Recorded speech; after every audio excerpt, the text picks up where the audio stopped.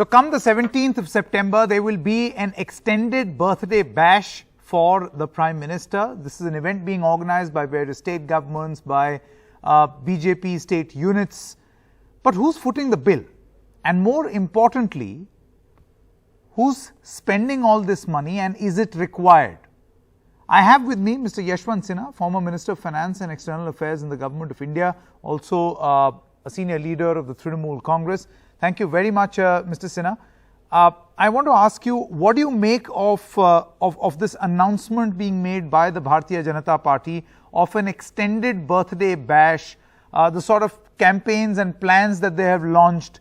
I mean, I can understand that they want to hail the Prime Minister and make him appear like a, larger than life character. But would you look at this as opulence on display, grandeur on display at the cost of the exchequer?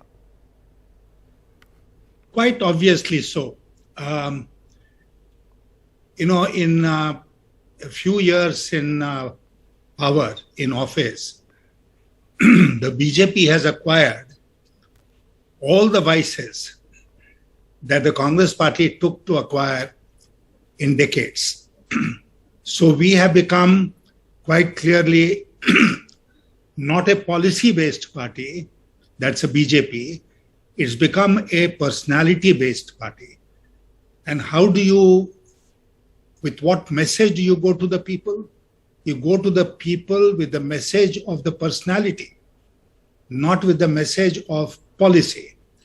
And this extended birthday bash of the Prime Minister is clearly an indication of the fact that BJP has run out of all ideas and it's just promoting one personality.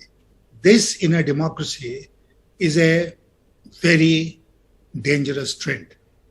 But Mr. Sinha, when you speak to members of the Bharatiya Janata Party, for instance, if they were to comment on the Trinamool Congress, I remember very clearly during the state assembly elections, the only face one saw on posters across West Bengal was that of Ms. Mamata Banerjee. So would people not argue that a personality was being promoted in your party as well? There is a difference between how you campaign during elections and how you behave during non-election times. At this point of time, there is no election. UP elections are still far away. If it was election time, in election time, even in West Bengal, we saw how the BJP depended only on two personalities to promote its electoral prospects, the Prime Minister and the Home Minister. So therefore, election time is a different time. You project your leader, you project your policies, but in the normal course, you have to talk about your achievements, your policies and how they have fared, instead of just saying, oh, here we have a great leader.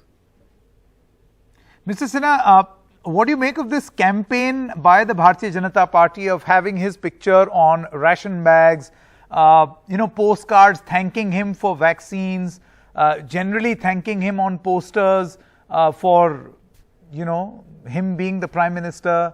What do you make of this thank you spree? Well, it appears to me that somehow, despite having reached the top executive position in the country, the Prime Minister feels very insecure. And therefore, he has to surround himself with all this publicity, 24/7 publicity, every day of the week, every day of the month, and all the year round, in order to feel secure. I don't know what is making him feel so insecure that he has to be wrapped in this kind of publicity all the time. And the only explanation that I can find for it is somehow great insecurity in the PM's mind. Why does he have a great insecurity? Only a psychoanalyst or a psychiatrist could say, but this is my reading of the situation. And you wouldn't hazard a guess as to why he may be insecure? Why about he may what? Be? See, because he's a very tall leader, popular leader, why would he be insecure, Mr. Sinha? That's the surprising part. That really is the surprising part. that, as I said, even after having occupied the highest executive office of the country for 7 years, he needs all these proppings, otherwise he feels that somewhere he's losing. There is no one who is competing with him at this point of time in terms of media space, whether it's TV or print media or social media or any other media. And if there is any let up, then, they come out with programs like this, like the extended bash for the Prime Minister's birthday. So what does it represent? To me, it represents complete insecurity of the top leader.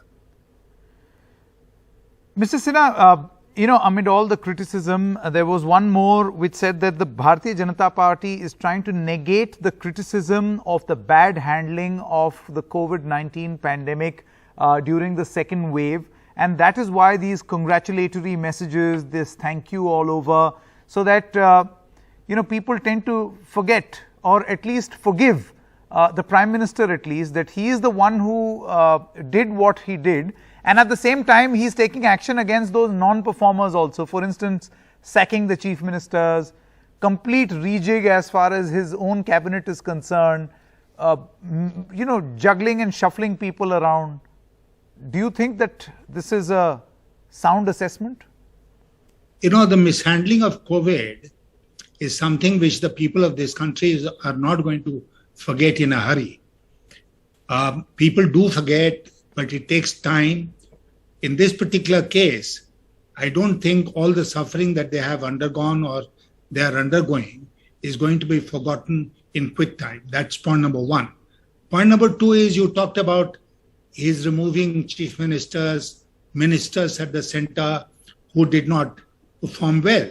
Well, that's only finding scapegoats. Does he have the worst state to my mind is Uttar Pradesh. Does he have the power or the authority or the will to remove Yogi Adityanath? No, they did try. He praised him yesterday. Huh? He praised Yogi Adityanath yesterday in Aligarh. He praised. He has no other option. So when he comes across another strong leader like Yogi Adityanath, for whatever reason he has become strong in UP, at least within the party, therefore he will not take him on. But he'll find lambs for slaughter elsewhere who are inconsequential people. Now, whatever is the name of the new Gujarat Chief Minister, do you think there is going to be any protest if he were removed tomorrow? Nobody is going to protest. So that's it. That he will withdraw in face of determined opposition, but he will attack and conquer those who are defenseless. So, if I get this right, Mr. Sinha, you're saying that he loves lambs for slaughter to fix his own image. Uses that for image correction exercise. Is that what you're saying? No, I couldn't hear you. No, I'm saying that you're saying that Mr. Modi would have lambs for slaughter in order to fix his own perception. Is that what you're saying? Yeah, that's absolutely correct.